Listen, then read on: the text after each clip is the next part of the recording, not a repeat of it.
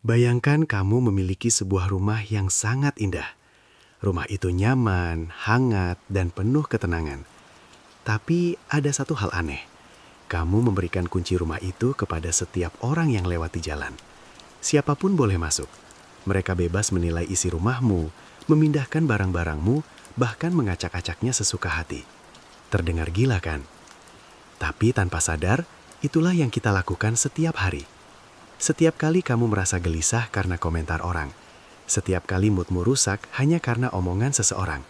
Setiap kali kamu mengubah cara berpakaian, cara berbicara, bahkan cara hidup hanya supaya tidak dihakimi orang lain, di saat itu kamu sedang menyerahkan kunci kedamaian batinmu kepada mereka. Pertanyaannya sekarang, kenapa kita memberi kekuatan sebesar itu kepada orang yang bahkan mungkin tidak benar-benar peduli pada kita? Kita hidup di era di mana satu komentar bisa merusak satu hari.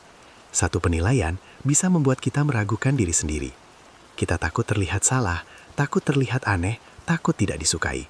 Akhirnya, kita hidup bukan berdasarkan apa yang benar menurut kita, tapi berdasarkan apa yang aman menurut orang lain. Tanpa sadar, kita hidup di penjara. Penjara tanpa jeruji. Penjara yang dibangun dari opini orang lain. Tapi bagaimana kalau sebenarnya kita tidak pernah harus hidup seperti itu? Bagaimana kalau ada cara untuk memiliki mental yang tidak mudah goyah oleh penilaian orang? Bagaimana kalau kamu bisa tetap tenang, percaya diri dan damai, bahkan ketika dunia menghakimimu? Hari ini, kita akan mengambil kembali kunci itu. Kita akan belajar dari filosofi kuno yang telah membentuk mental para pemimpin, pejuang dan pemikir besar selama ribuan tahun. Stoikisme. Filosofi yang mengajarkan satu hal sederhana, tapi sangat kuat. Kamu tidak bisa mengendalikan apa yang orang katakan tentangmu, tapi kamu sepenuhnya bisa mengendalikan bagaimana kamu meresponsnya. Dan mungkin, setelah video ini, kamu tidak akan pernah lagi melihat opini orang lain dengan cara yang sama.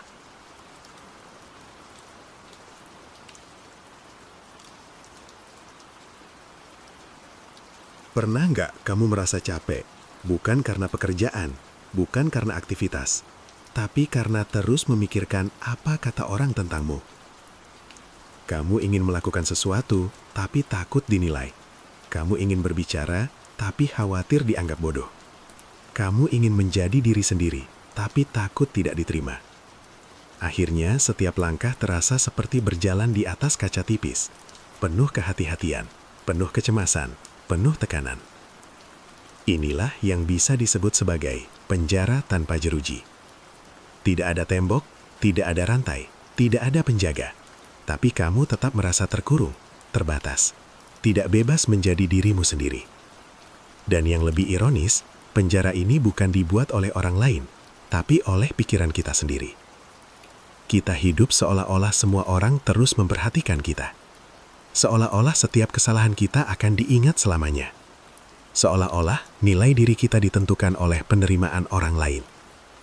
Padahal kenyataannya, sebagian besar orang terlalu sibuk memikirkan hidup mereka sendiri untuk benar-benar memikirkan kita.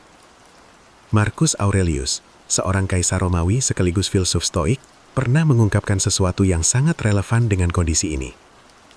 Ia berkata, kita semua mencintai diri kita sendiri lebih dari orang lain. Tapi kita justru lebih peduli pada pendapat orang lain daripada pendapat kita sendiri. Kalimat ini terdengar sederhana, tapi kalau dipikirkan dalam-dalam, sangat mengganggu. Kenapa kita memberi otoritas pada orang lain untuk menentukan perasaan kita? Kenapa satu komentar bisa membuat kita meragukan kemampuan kita sendiri?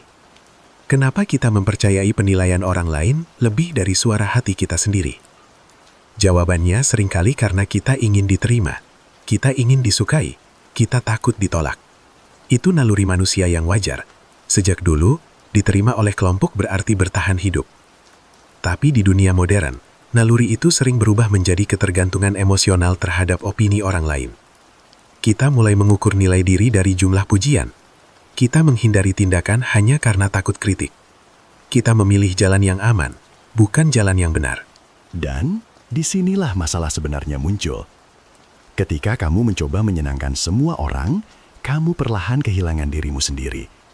Kamu menjadi versi diri yang terus menyesuaikan, terus berubah, terus berkompromi dengan nilai yang sebenarnya tidak kamu yakini.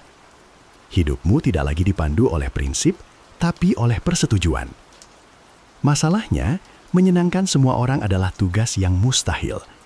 Selalu akan ada orang yang tidak setuju. Selalu ada yang mengkritik.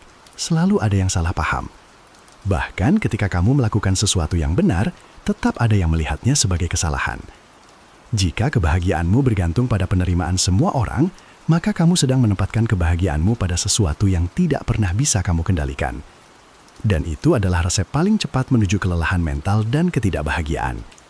Kamu terus hidup dengan kecemasan, terus merasa tidak cukup baik, terus mengejar standar yang berubah-ubah sesuai ekspektasi orang lain.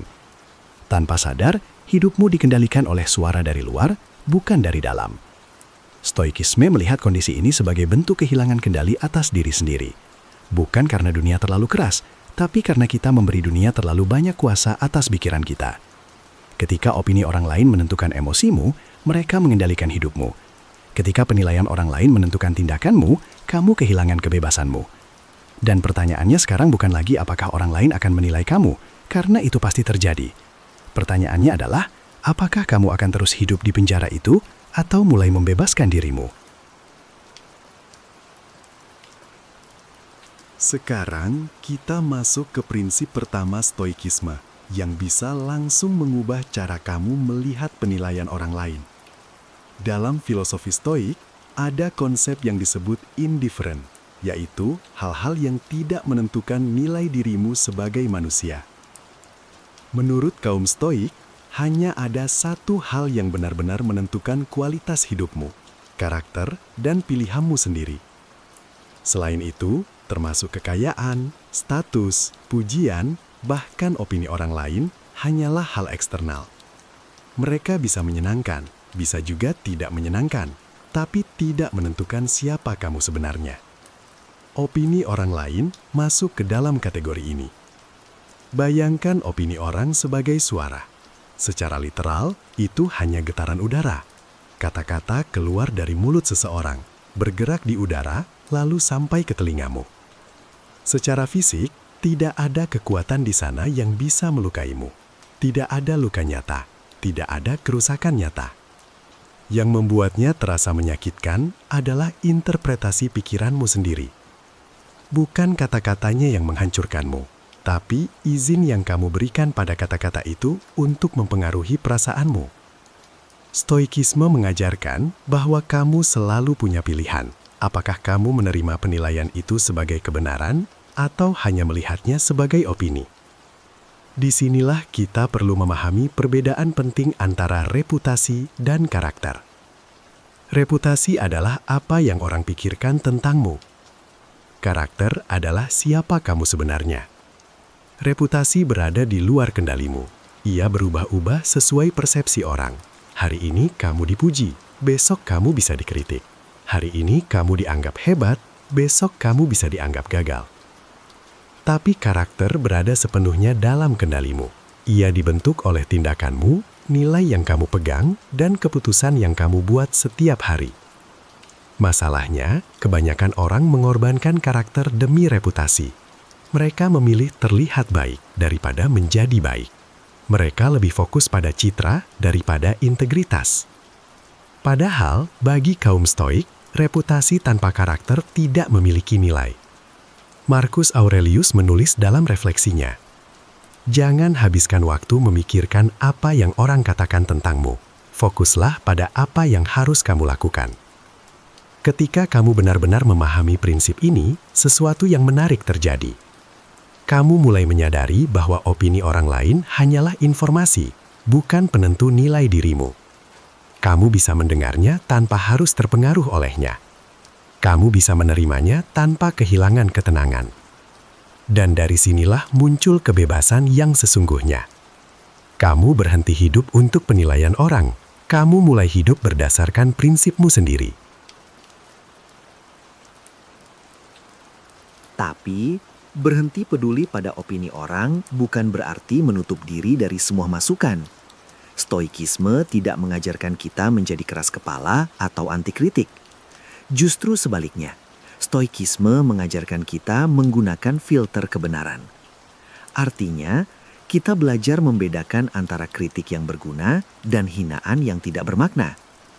Setiap kali seseorang menilai atau mengkritikmu, Tanyakan satu pertanyaan sederhana. Apakah ini benar?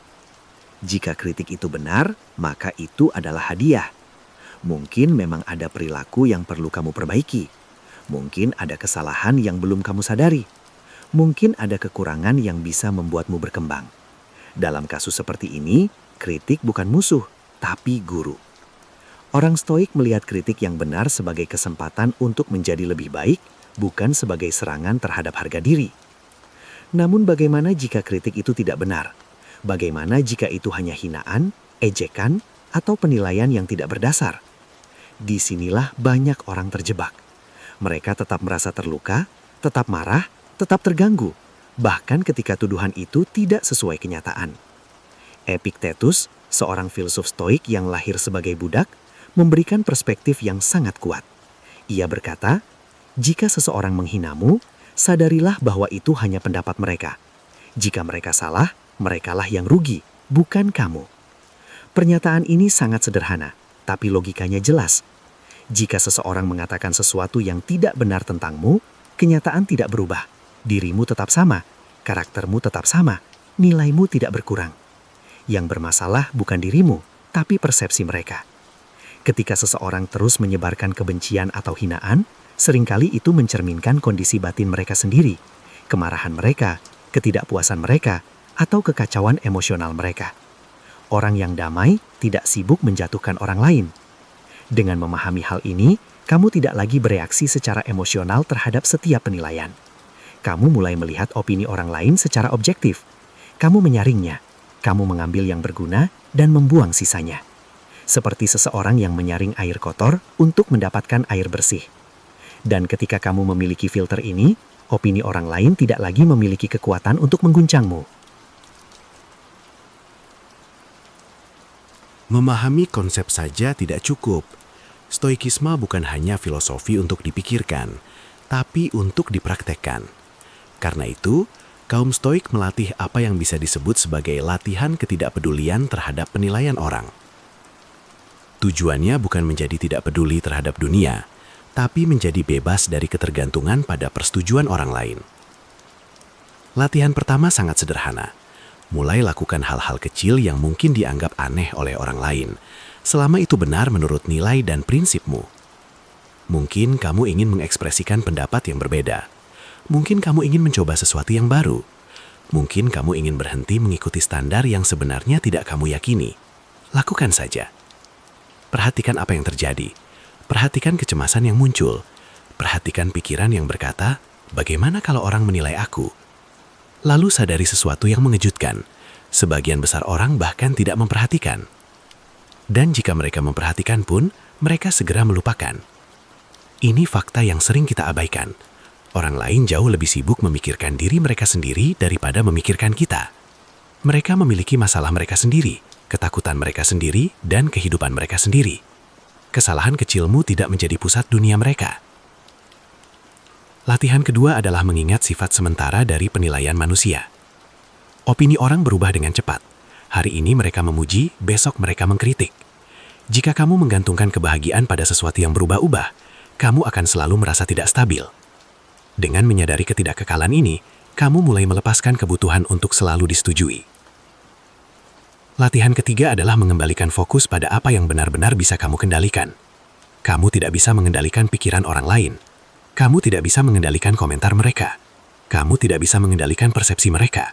Tapi kamu bisa mengendalikan sikapmu. Kamu bisa mengendalikan pilihanmu. Kamu bisa mengendalikan responsmu. Setiap kali kamu memilih ketenanan daripada reaksi impulsif, kamu memperkuat mentalmu. Setiap kali kamu memilih prinsip daripada popularitas, kamu memperkuat kebebasanmu.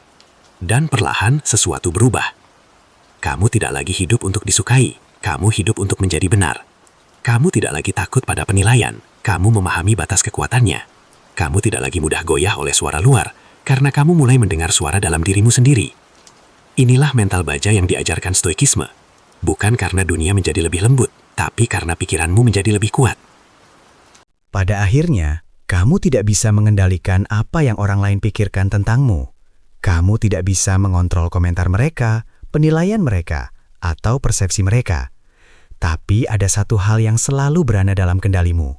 Bagaimana kamu meresponsnya? Kamu punya kendali penuh atas pikiranmu. Kamu punya kendali atas reaksimu. Kamu punya kendali atas nilai yang kamu pilih untuk pegang.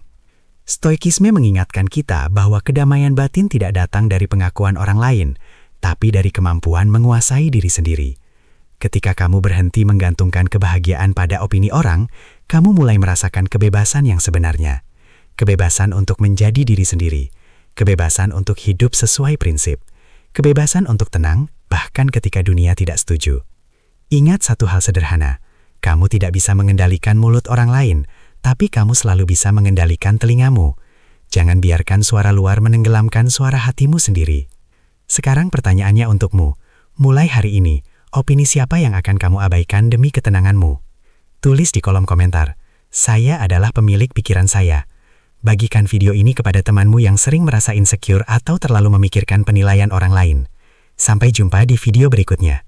Kendalikan diri, tenangkan hati. Halo semua, jika kamu sampai pada bagian ini, berarti kamu sudah menonton video saya sampai selesai. Saya ucapkan terima kasih, dan kalau kamu merasa isi dari video ini bermanfaat, jangan lupa untuk share ke teman kamu. Sampai jumpa lagi.